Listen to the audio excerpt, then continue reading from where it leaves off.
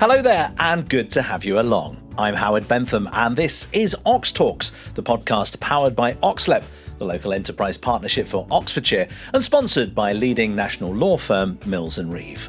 If you're new to these podcasts, OxTalks aims to discuss current issues in business and explore areas of interest in conversation with some genuinely remarkable and inspirational leaders.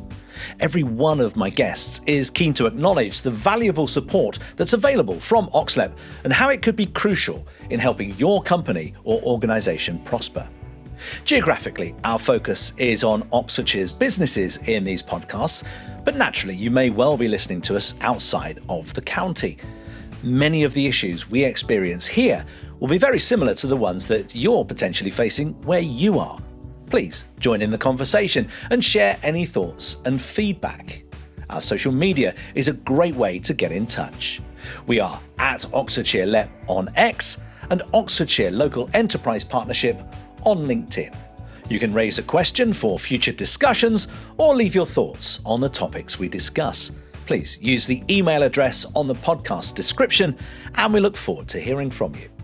In this edition, we'll explore why should you invest in Oxfordshire, whether this investment is into startups or established businesses, boosting SMEs or multinationals, Oxfordshire's business landscape, and particularly the science and innovation sector, is a key growth area.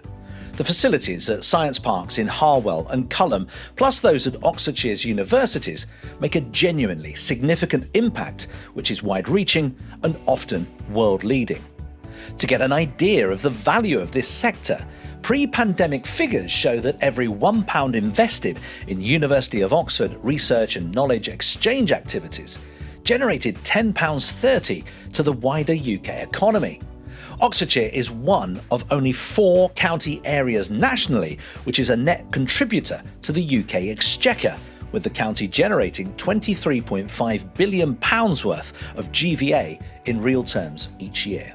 This, therefore, is a multi-billion-pound sector which is not just economically vital locally, but of national significance too.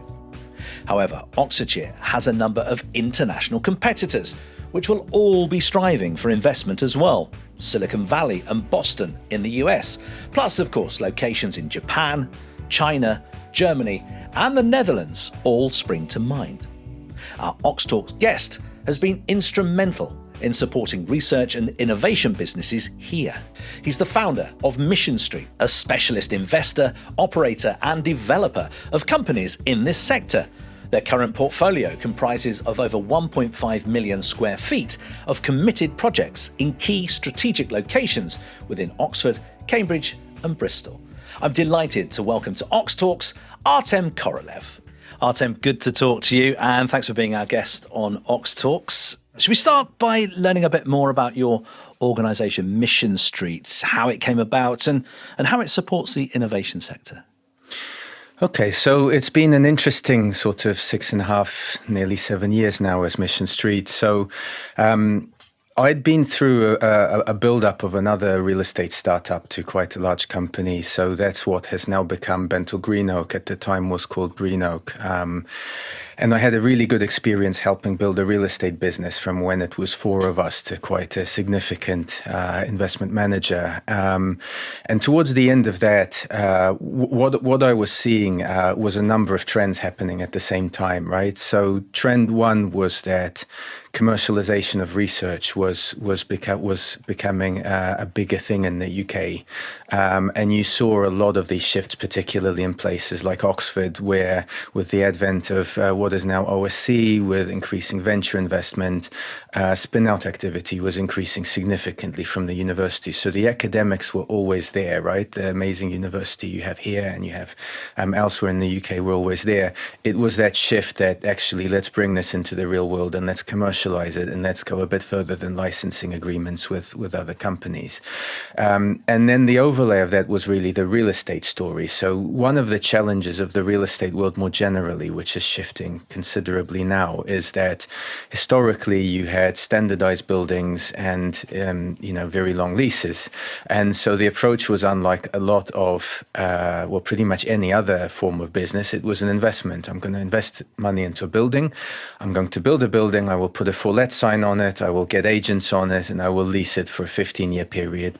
Pay my rent every quarter, and that's the nature of the relationship. And I think real estate in general has shifted quite a bit now onto much more what does the customer want and how do I facilitate that and provide a service to that customer.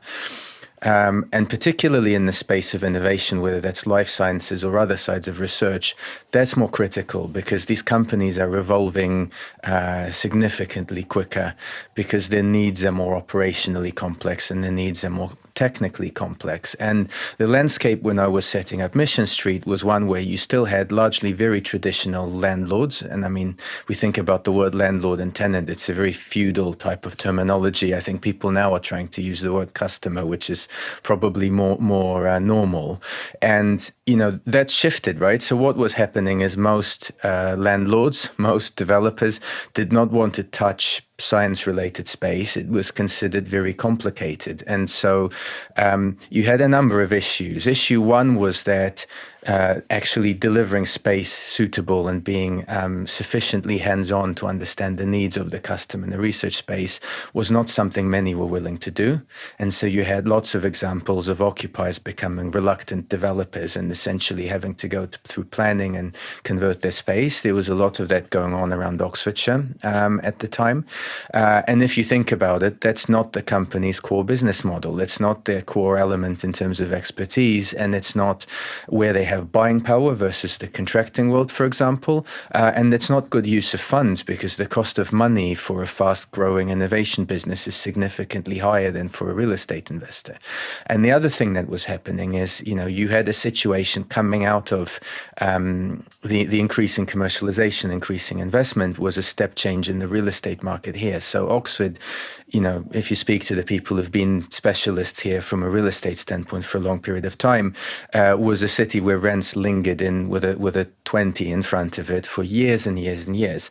We're obviously in a completely different world now. And the reason we're in a completely different world is because there has been this shift of the innovation ecosystem and this creation of new research-driven businesses in Oxford, creating this demand. So we wanted to tackle it. And I think the final point I sort of will wanted to cover in my monologue on this question is essentially, there was and is an undersupply of space, which is a significant constraint on the growth of these companies, and we can discuss that further.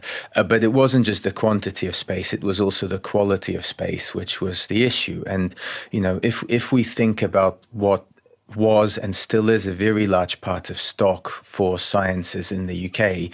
These were glass boxes in the middle of the countryside with no transport connections, no amenity and no design quality. And this was in an environment where you had, the likes of Google creating amazing workspaces in King's Cross where you would get all of that. And you're competing often for overlapping talent. And that didn't make sense. And I think this is where we wanted to shift the business model to line up with more global trends like open innovation and like the shift to more urban innovation. And what you do that's different to anyone else I can see is that you follow the whole life cycle. You're going from discovery, startups maybe, to R&D, to manufacturing. You're helping that whole life cycle of the business, not just, as you say, in that sort of traditional landlord-tenant type way. Well, I think that goes to the core of our approach. So what we like to do is we like to secure an investment in a particular cluster, right? So again, we can talk about Oxford more specifically, and then, scale out within that cluster. So for us, what is really key to make an investment is where we can build significant critical mass in a particular location. Because what that critical mass gives us is the ability to build up very deep relationships with the key stakeholders and anchors of the ecosystem, the universities, their tech transfer departments, venture funds, etc., and then all the way through to the bigger corporates. And this is my point about real estate. We're not starting from, well, there's an interesting investment theme, so we're going to build lab buildings. We're starting from the other end of what is going on in a particular cluster and how do we deliver that need? How do we cater for what the customer wants? And our ideal outcome, therefore, is that we can go and sort of help that whole scaling process and build very long-term relationships with the businesses with which we work. And building the critical mass that we have is very beneficial to that, because if someone has got one building, they don't have the intel, they can't see where the trends are heading as well. And I think this is a key point. It takes 4 or 5 years to get a building built. 4 or 5 years in the timeline of these companies is way too long. And so you're forecasting where things will go, which you can only do if you're sewn in, so to speak, to the ecosystem. And then I think the other point is the flexibility point. You know, we're not running a flexible office operation. It's not a particularly viable business model for the sector.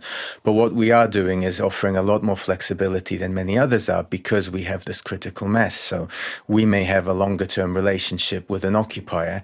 If they want to move into one of our other buildings and we help them grow, it means we can display more flexibility there than if we had only one building and, you know, so they say we want to scale up and leave. Well, we can't really facilitate that. So that's the other benefit, I guess, of building out the scale. Let's find out a bit more about you. It's intriguing, your background, Artem.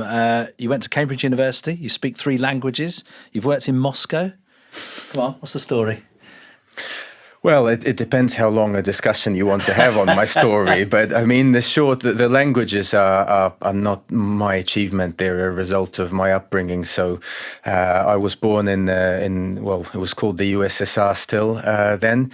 My family are all in science or advanced engineering or related fields like that. I'm probably the most undereducated of them, actually, and don't have a PhD, which my grandma doesn't cease reminding me of every time I see her.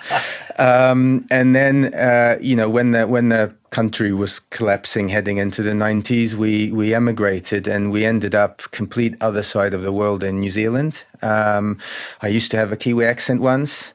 It was an amazing opportunity for us as a family, but it came with a lot of challenges because, you know, my parents are all metallurgists, both of them, and their PhDs in metallurgy is irrelevant in an agricultural country where there are no steel mills, there is no industrial production. And so they ended up requalifying into other jobs around telecoms on the engineering side, and then we ended up moving to the Netherlands. Hence, again, language number 2, and my mix of accent. And then from there, I got into Cambridge and stayed in the UK. So UK is very much home now, but my accent is a bit of a mess. Tell us about your motivation to start your own business, aside from trying to keep your nan happy, the disappointment of not having a PhD. I think my nan would rather I was an academic than starting my own business, so I'm not sure that's keeping her happy. But I mean, motivation, I think there are a number of things. One's personal, the other is kind of market opportunity, right? And interest in tackling this. I think, you know, the personal side of things, I've always been quite entrepreneurial. You know, being born at the time in a communist country, none of my immediate predecessors had opportunities to be entrepreneurial. And from my standpoint, I was kind of interested in doing my own thing and being independent and having the ability to realize my creative vision, really being the big driver of these things, which you can only do if you're building your own company. So it was very much my intention from an early age. I dabbled in various bits and pieces through my teenage years. Usually unsuccessfully at the time, but it was good learning. And then when I went into the real estate industry, that was always the plan in some shape or form. And I got a good education helping build another business before. And your primary investment avenue is through a joint venture with Bentel Greenoak. You've touched on these guys already. Tell us how that came about and what the partnership now looks like, because I mean it is instrumental in what you do. Yeah, so I mean, we are an independent specialist operating platform, and as Mission Street, I'll sort of explain us and then explain that particular partnership as well. So you know, my objective from the start was to put the absolutely best management team together that can tackle this thesis keep our clients happy and scale the business for the long term. I'm very proud of that we've put together an amazing team with deep expertise in the development side. So collectively built over 2 million square foot of laboratory and research space, which, given this is a nascent sector, is more than most. And that helps when we're workshopping, space for customers, and we can figure out how we can get them into more efficient space, more cost effectively, which is quite critical in the current environment. But also operations, asset management, investment, commercial. So we built out this very high quality platform that we'll continue to build and will sort of in a nimble way evolve as our sector becomes more institutional. What we needed to do, obviously, because this is a capital intensive sector, and we also need the right partner in terms of building up the real estate that understands the sector, that has some experience from elsewhere. And BGO has invested in the sector in North America, which is quite useful to understand the challenges and opportunities there. And so, we set, when I set up the business originally, we were doing development and asset management. So we were working with others as their local partner. And then as I think the investment opportunity became clearer, we had quite a lot of interest from different institutional investors in partnering with us and building up a platform. We spoke to quite a lot of them at the time. The big benefit we had is actual track record, having delivered this type of space, and ended up doing a joint venture with my old colleagues. And the big driver of that really is trust, right? We can work through, we can have agreements and disagreements, but the key thing is that it's a collaborative relationship with people who, we know we're all trying to do the right thing here. And I think in building a business, that's really, really important in terms of, securing investor relationships. And that's been a very successful collaboration. We've built that up, and, that particular partnership, that's got a committed pipeline of 1.5 million square feet. So we're one of the bigger specialists in the UK. Oxford is one of the key portfolio locations alongside Cambridge and Bristol, interestingly. Why Oxford in particular? What does it have that other areas of the UK perhaps lacking?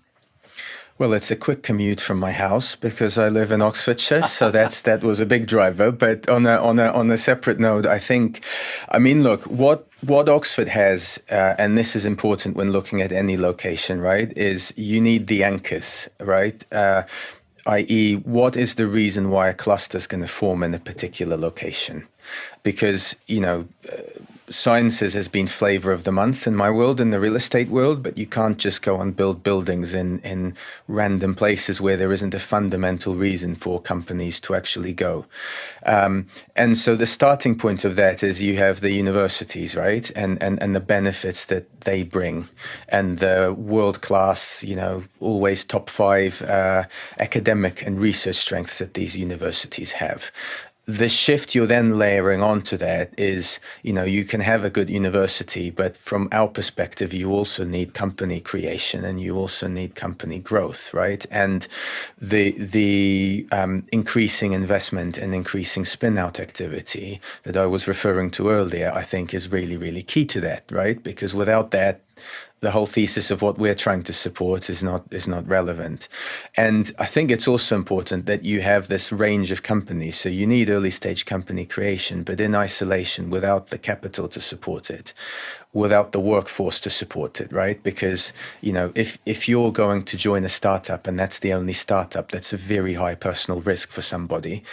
If they go to work for a startup and that fails, but actually there are 400 startups around there, then that's a much lower risk approach for people from a personal standpoint. And that critical mass, this whole principle of a shift from big R&D corporates doing all of their research internally to open innovation, and this principle that it's a collaboration of lots of different companies ranging from M&A, partnerships, and more loose collaborations, I think is really, really important. So that critical mass where the sum of the wholes more than the sum of the parts, I should say, is I think really, really important in Oxford, and wider Oxfordshire actually, in terms of how that links together. So that was the starting point. The piece beyond that really is how do we provide something that is useful for that and act as a facilitator for that growth. And we spent a lot of time thinking about this. And I think one of the things we do always with Mission Street is we are not trying to build science parks, right? What we're trying to do is build parts of cities or locations or clusters where there is science. And that's a distinction really in that regard, because, and it's, you know, it's what is emerging in the US, it's what's emerging in Europe as a theme. And the reason for that is, you know, connectivity to public transport, it's connectivity to amenities. It's a much more blurred line between people living generally in the area and what's going on in the research, which I think is a really important thing. And so that's sort of been the shift. And when looking at Oxford, one of the things that struck us is that Oxford does not really have urban innovation. And this was a number of years ago when we were originally acquiring this. So there was this overlap where on one hand, you had a city where all of the existing stock and infrastructure was relatively distant from the city centre. And on the other hand, you had the Botley Road Retail Park, which, you know, is a situation where you have low-rise, high car park buildings. Currently takes me 9 minutes and 12 seconds of leisurely walk to the railway station. The park and ride is across the road from you as well. If you live in Oxford, you can cycle. And you had this retail park, which probably is in the wrong location from the perspective of city planning. And indeed, you know, our first acquisition, which is now called Inventor, you know, that had been empty for a year. So you're overlapping with the fact that the way retail works as a sector is also changing because of the internet. And so when we had this overlay where on one hand the current use is not the right use and not functioning, and the other hand the future use is in demand. And I think this is the key point beyond just talking about high level stats, which are all over the press, you know, X thousand square feet of demand, Y thousand square feet of supply. It's also what is the nature of that supply, right? Because not all supply is equal and fulfills the same purpose. And so that was the idea. And Inventor, and that's a 65,000 square foot laboratory and office building purpose designed for our customers. And we're having some very positive conversations on that space and workshopping with a number of companies what we're going to deliver them at the moment. And then Fabrica was stage 2. So Inventor we wanted to turn around more quickly to deal with the immediate need. And Fabrica is hopefully getting planning soon. And the idea with Fabrica is it's a much bigger new build project, which can facilitate further growth for the companies as they grow out of Inventor, and potentially bigger companies, because one of the disadvantages Oxford has versus Cambridge, for example, or internationally, is it's got this great startup early stage ecosystem. It doesn't have the AstraZeneca, for example, here. And I think there's a great opportunity both in terms of bringing in these bigger companies who want to benefit from the ecosystem, or indeed, you know, acquisitions. So there are a number of acquisitions where big international pharma has bought Oxford and Oxfordshire startups. Well, can that be moved from buying IP to actually establishing a toehold and then building out to benefit from what the region offers? And I think that sort of building that Fabrica is the right sort of thing, because if you're an executive flying in and you'll come out of the train station, you'll see the beautiful city centre of Oxford. You know, from what you're used to, you will rationally move over to a near urban location. And I think the wider changes to the West End, the stuff we're doing, the wider retail park changes, you know, eventually Osley Mead, Oxpens, etc. This new West End area will be a very prime area for innovation, more in the international example. Have you got areas of Oxford and Oxfordshire in mind as the key growth areas for science and innovation? Do you sort of sit back and look at the map and think, oh, we're missing some activation there perhaps, or is it not done on a geographical sort of identification like that? It's not done on a geographical identification. I think it's done, I think the starting point is what is the space and service typology that's missing, right? So Inventor is for scale-ups, largely the discussions we're having on that.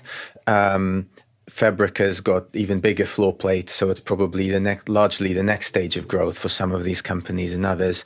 I think one thing we're very carefully looking at is an interim building, which is for companies which are not quite ready yet to be very independent in Inventor, but probably a bit too big to be in the likes of the Bioescalator or Wood Center or some of the other fantastic incubators and earlier stage facilities we have in the region.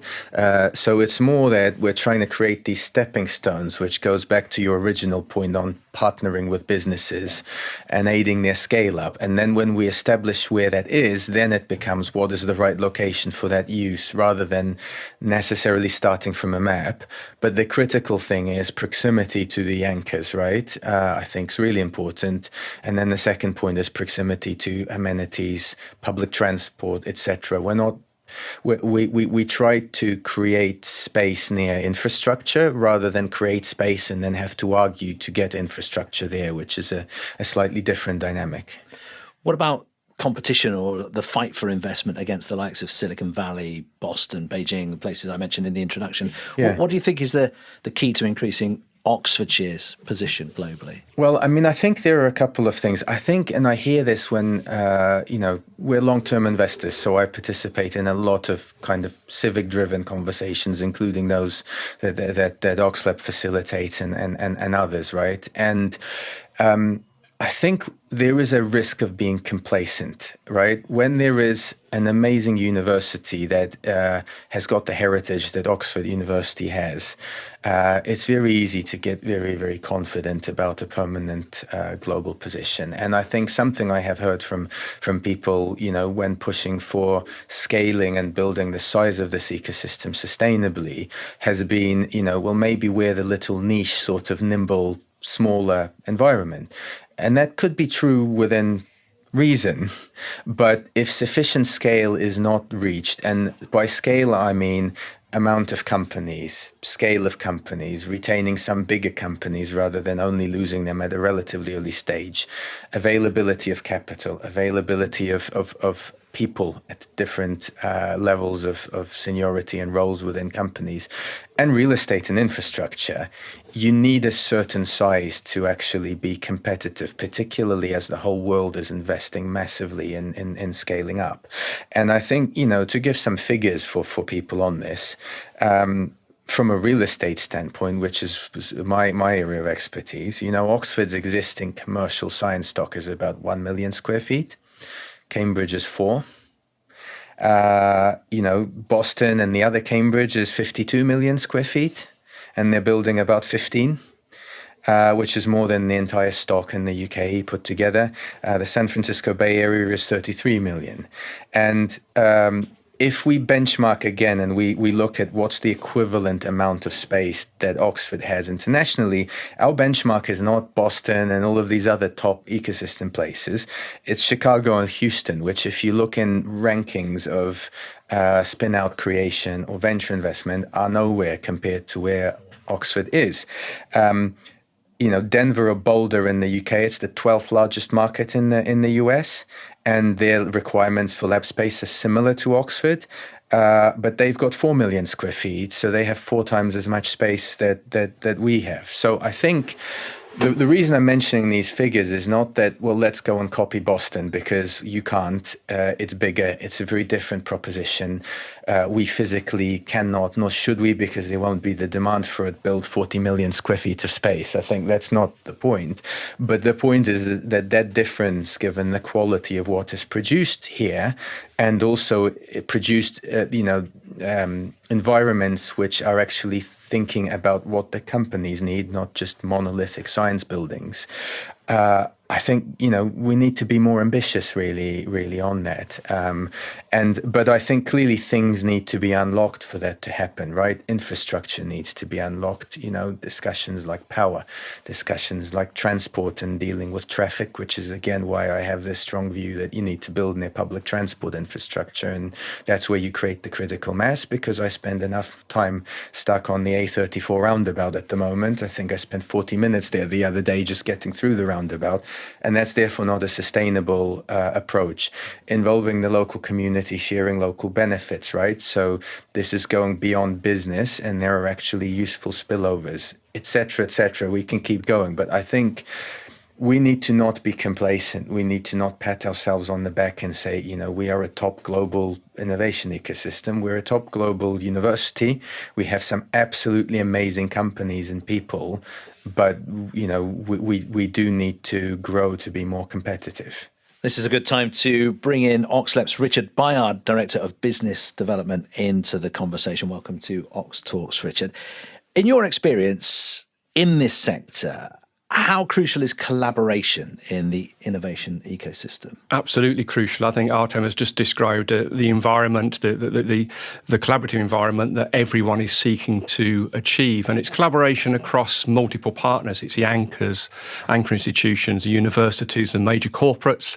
It's academia, it's communities, it's a transport ecosystem. Collaboration is absolutely front and centre of any successful ecosystem, and we're delighted that in Oxfordshire we do have that fantastic approach to collaboration, which has seen a significant step change in how we're attracting significant investors, such as Mission Street and others, into what is a fantastic ecosystem, and an ecosystem that drives innovation. It's underpinned by innovation, and what we need to do, in addition to some of the challenges that were set out, is actually how do we spread that to all communities and ensure that the residents of Oxfordshire get to benefit from some of the fantastic world-class innovation that takes place on their doorstep.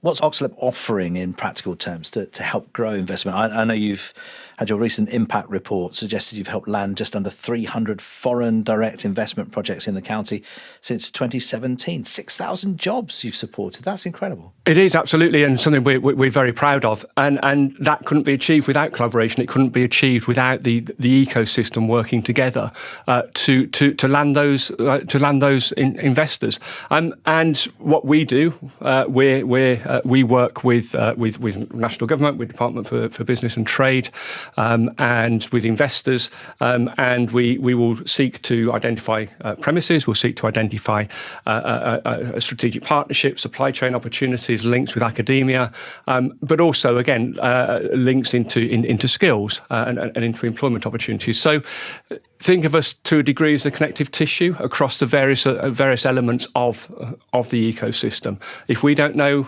the right contact to the right stakeholder, we will know somebody who knows the right stakeholder, and we can share that and create those bridges, create those opportunities for investment and for investors. Artem, let's share some stories then.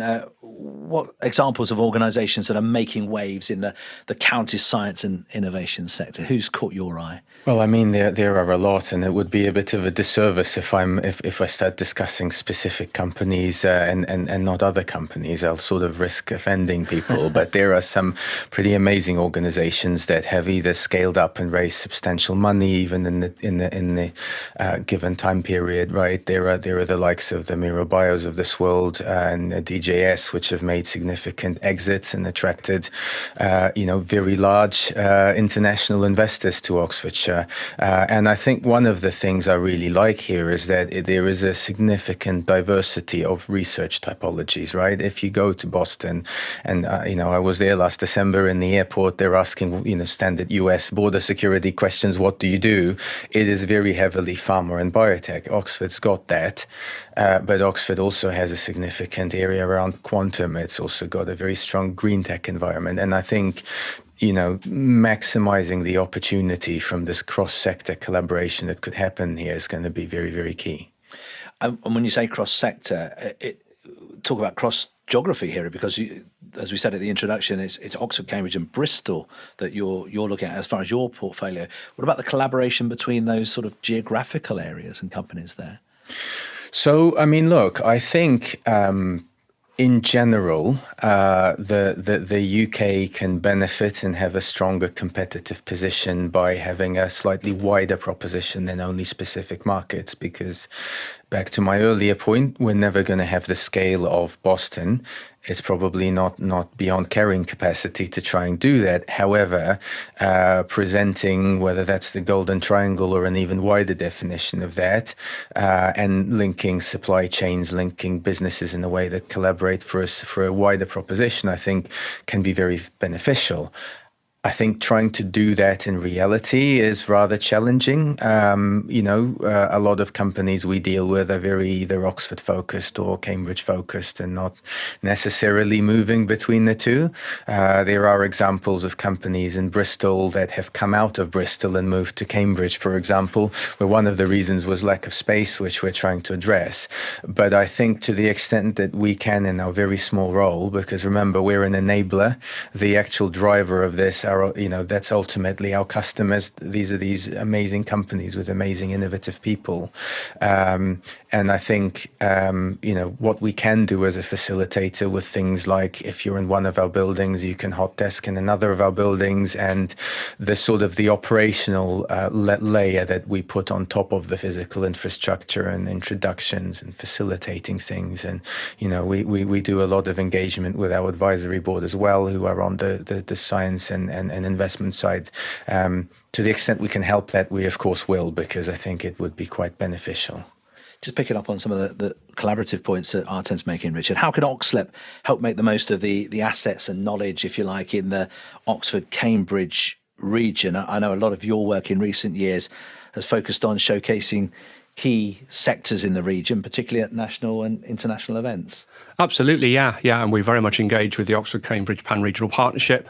We recognise the value in that, and if you've got an area that's got a relatively small footprint globally by comparison, that's got two of the world's best universities on its eastern and western axes, you've got to take the opportunity to maximise that and to really sweat the commercial value of the research and R&D.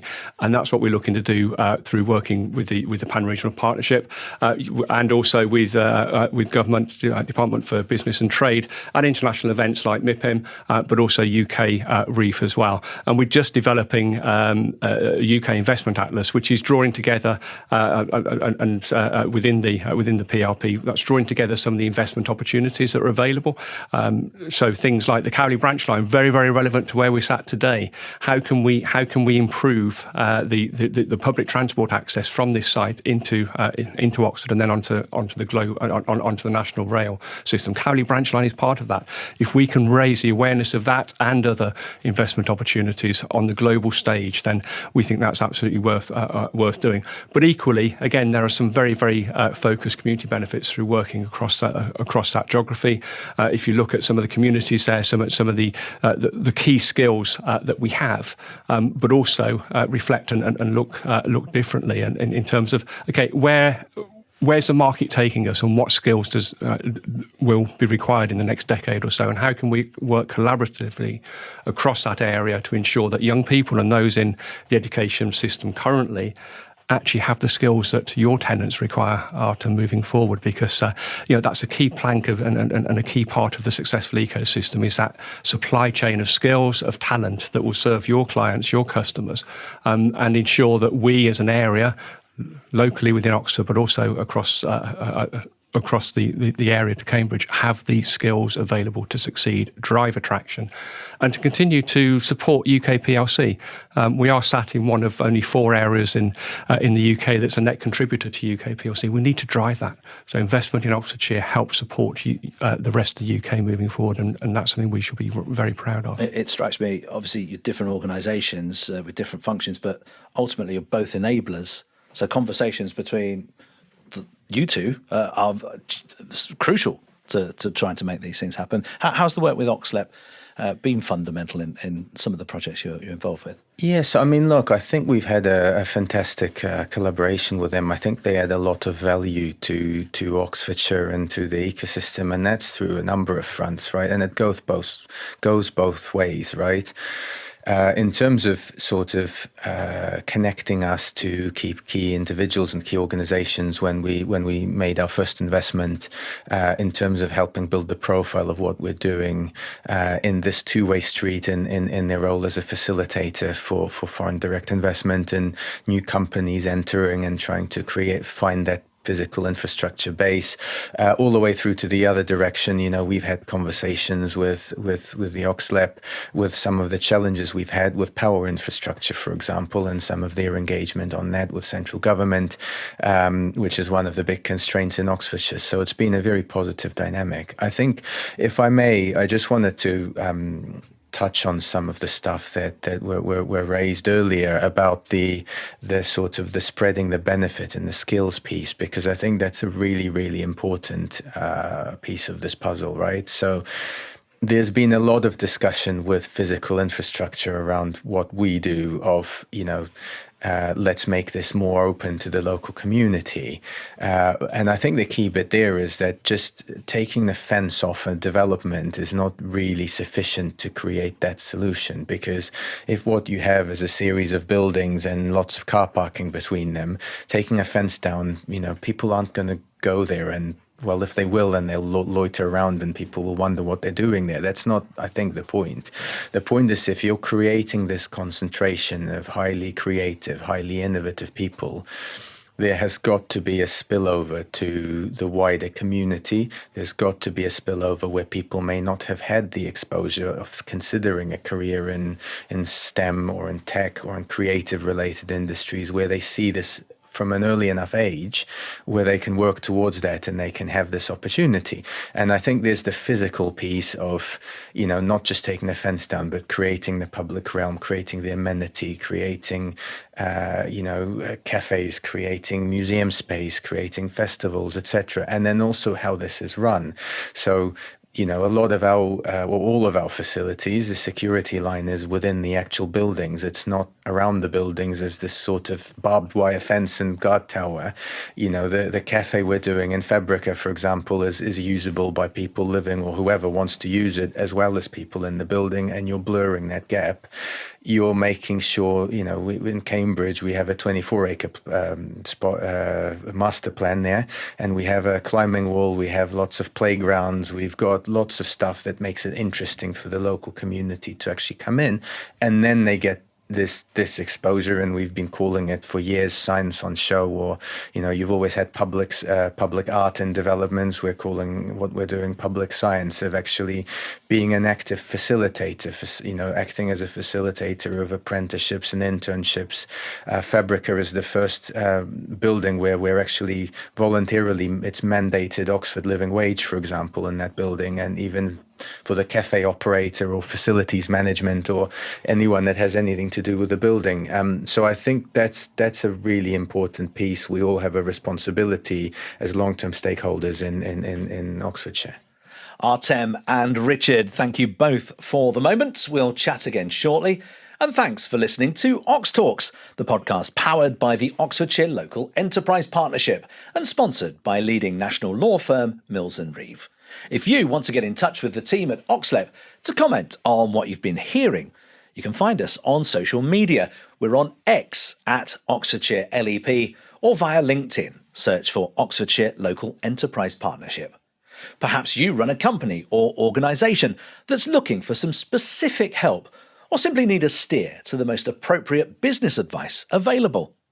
Why not try the OxLEP Business Support Tool? OxLEP's business support tool is here to help your company. Whether you're just starting out, growing, or ready to take on a new business challenge, if you're looking for the latest advice and support, complete our business support tool today and get set to receive a bespoke action plan for your organisation. Head to oxlepbusiness.co.uk to find out more. Are you looking for high-quality, tailored legal advice in Oxfordshire? At Mills & Reeve, we're passionate about supporting the community and strive to keep local work local through our expertise, contacts and international network from our Oxford office. Our experience is vast, spanning areas such as commercial, corporate law, finance, ESG, employment, family, private client and planning. We can achieve more together. To find out how we can help you, get in touch at www.mills-reeve.com. So let's chat more to Artem Korolev from Mission Street and look at some practical pointers, Artem, for businesses looking to invest or start up in Oxfordshire. Timing is a critical element in investments. So the UK government, for example, recently investing £520 million into the life sciences sector, just announced in the autumn statement. Is now the perfect time to invest in the area? So, I mean, look, we're kind of acting on our view of this by putting significant investment into Oxfordshire. And, you know, from our perspective, the opportunity here is pretty incredible in terms of these anchors, in terms of the cluster, in terms of the skills that are available here. So I think, you know, that's definitely the case. You know, the pipeline of companies emerging here is still incredibly strong. That doesn't mean there are challenges, right? I mean, the elephant in the room, we are in a more challenging global economy. It is more difficult to raise money, and this goes both for our customers and from a real estate standpoint, frankly, in terms of building that infrastructure.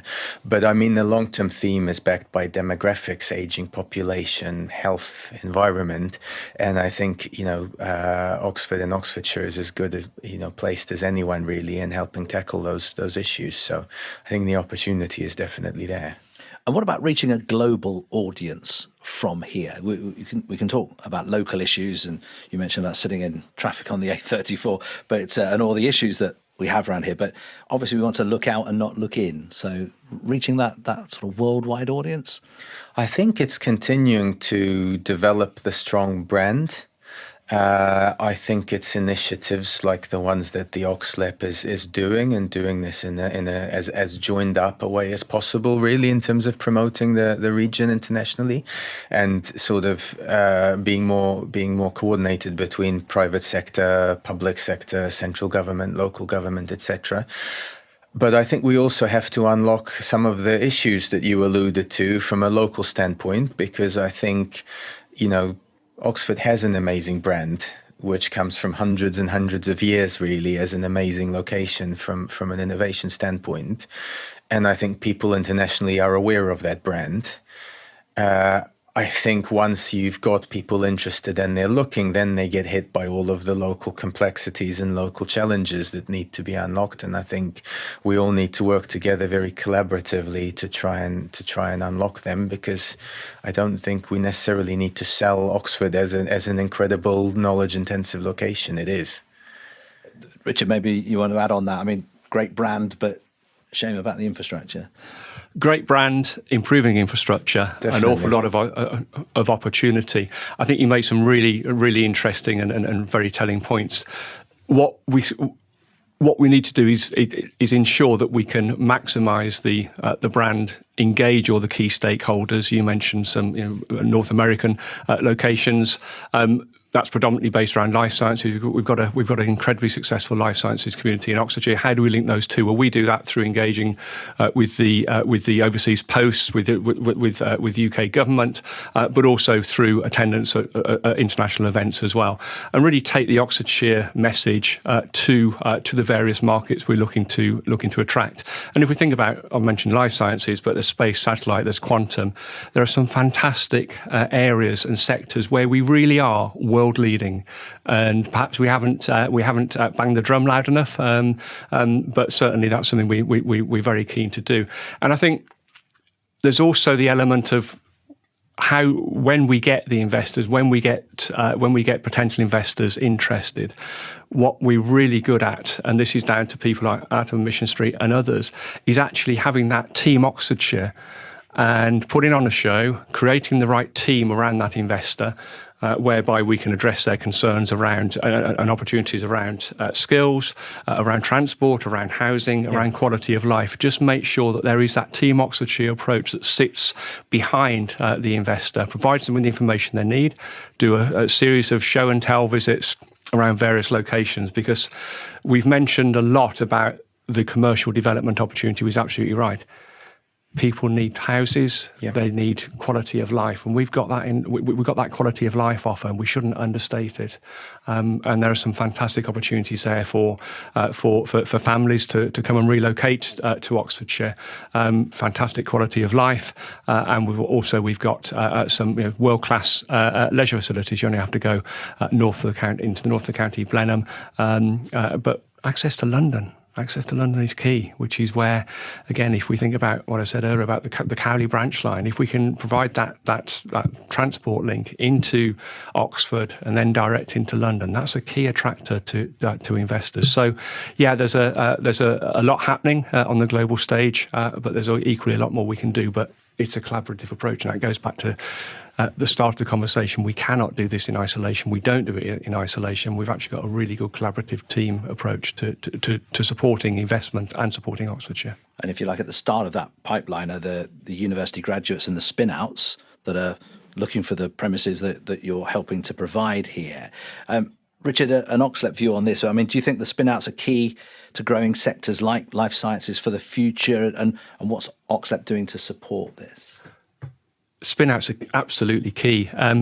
So there's a fantastic graph that we use that looks at the plot spin-outs over the past decade or so. And probably the early part of 2010 to 2014, it was a relatively steady pipeline. 2015, it exploded. It really did explode. Now, that is traced back to the support provided by OSE, Oxford Science and Innovation Enterprises now, whereby effectively they recognised the opportunity for spin-outs that were emerging from the world-class academia, looking at, OK, we can spin out, but how do we commercialise that? How do we maximise it? How do we provide that new company with the opportunity to grow, to thrive, and to prosper? And they put that protective blanket around them, that Team Oxfordshire approach again. And we're now seeing 1,600 spin-outs in Oxfordshire from the university. 80% of those have been over the past 4 or 5 years, so we're doing something right there. What we need to do is make sure that we can continue to nurture them, continue to help them thrive, but also retain them locally. Yeah. And how do we retain them locally? And it's organisations like Mission Street that have recognised that and are providing a series of commercial opportunities, commercial infrastructure opportunities for them to move on to. And that's key. And again, it comes back to that Team Oxfordshire approach. And there are various players in the team at different times, but it is very much that Team Oxfordshire approach that's driving success. Imagine you get a lot of spin-outs perhaps knocking on your door. How do you choose the right one? How do you choose the right one? I mean, it really depends on what we have available in terms of space at a particular time, and whether, the nature of the business and the nature of what we're providing is aligned, right? So, for example, on Inventor, we're dealing with reasonably further along grow-on companies. I've had direct emails from founders of companies of 2 people who are sort of looking at what their next step is really in their journey, and we don't have that type of space yet within the Oxfordshire market. But I'll always answer them, and people are welcome to email me. I will get back to them and give some advice and actually put them in front of the right space or the right people they should have a conversation with, because at the end of the day, this is about building long-term relationships and having this Team Oxfordshire mentality. This can't be solved by OxLEP or by Mission Street or by anybody else, because these are complex issues that need to be unblocked to build on the success, which are multi-party issues by their nature. It's a continual sort of evolvement, if you like, of space in the county, Richard. I mean, the likes of Harwell, Milton Park, Oxford Science Park, they're crucial to this growth. If we're going to continue this way, that evolution needs to continue. Very much, yeah, and they all recognise the opportunity. They've all got their various build-out plans over the next period, and equally, they all understand the need for, I think, flexibility. In your introduction, you spoke about the changing face of the landlord-client relationship. Yeah. It needs to be flexible. You're not going to get 15-year leases in the way the market used to operate. It's flexibility. I think the science parks are responding significantly to the commercial demand, so to the R&D space, the lab space, because that's where the opportunity is, and that's very much an area they're responding to. And again, just reflecting on your opening, one of your opening comments around the rent per square foot, it always used to be 25, 26, 27 in Oxford City Centre, and there was an ambition probably 6, 7, 8 years ago to get to 35. Reading's on 35. Let's get to 35. It's 45 plus now. The records has just per been square set foot for office north of 60. Yeah, it's Right, incredible. so just to the illustrate. demand is there, and that itself will attract investment because there is that commercial opportunity there, and that's something we have to manage. But yeah, there is that demand coming through. Artem, just to begin to wrap up our conversation, Mission Street's mission, and I quote, is to, quote, become the partner of choice for the UK's research and innovation sector, supporting the entire life cycle from discovery to R&D and manufacturing. How do you envisage achieving the mission? How would you sum it up? Well, to continue to stay close to the customer and to prospective customers, right? Because again, this goes back to my point of, getting into the detail, having constant ongoing discussions, even when there isn't a particular commercial outcome at the moment. Same thing with the anchors. Same thing, as I alluded to our advisory board. I mean, all of them are company founders or top venture investors, a lot of whom have got very strong links to Oxford. And I think having that constant and ongoing engagement and then responding to it, which goes back to my point of we're not going to scale for the sake of scaling. But what our ambition is to keep sort of staying close to the customer and continuing rolling out what that customer needs. Because as mentioned before, they are the drivers, we are the facilitator, or one part of facilitating this. And that's what we need to keep doing. And finally, what would be your top tips for someone wanting to start a business or invest in Oxfordshire? What would you say to them? I guess my top tip to starting a business is to plan properly ahead of starting that business in terms of what specific challenge you're actually trying to tackle, and then do your research as to whether there is a need to tackle that challenge. I think having a plan, but then actually being very flexible on that plan in response to pivoting around and changing and responding to the environment. I mean, I've delivered a lot of business plans on particular projects before, and I'm yet to name very many where we've made money off what was planned to drive the profit, and we've not lost money on what we thought would be the risk. You have to have a plan and you do the research, and then it's being extremely nimble and fast to make decisions and sort of navigate the challenges of that. I think in terms of specifically in Oxfordshire, I think it is really engaging with the right people who can help understand the pretty incredible resources and organizations and formal and informal links which exist here.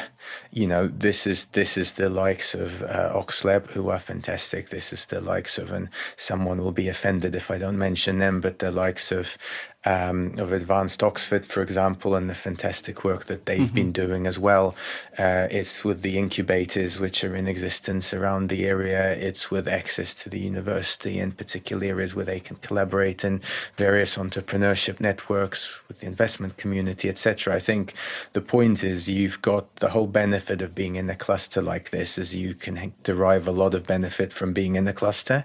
And I think making sure that people are aware, and this goes back to my point where I have had people contact me directly, what I've tried to do and what I know that OxLEP do a very good job of as well. Have you spoken to so-and-so, or have you looked at these options? Because there is a lot that one can leverage. And I know from my own experience, having now been involved in 2 business build-outs, figuring out how to do things efficiently, get advice from people, get mentorship, and piggyback off existing resources is really, really key to be successful.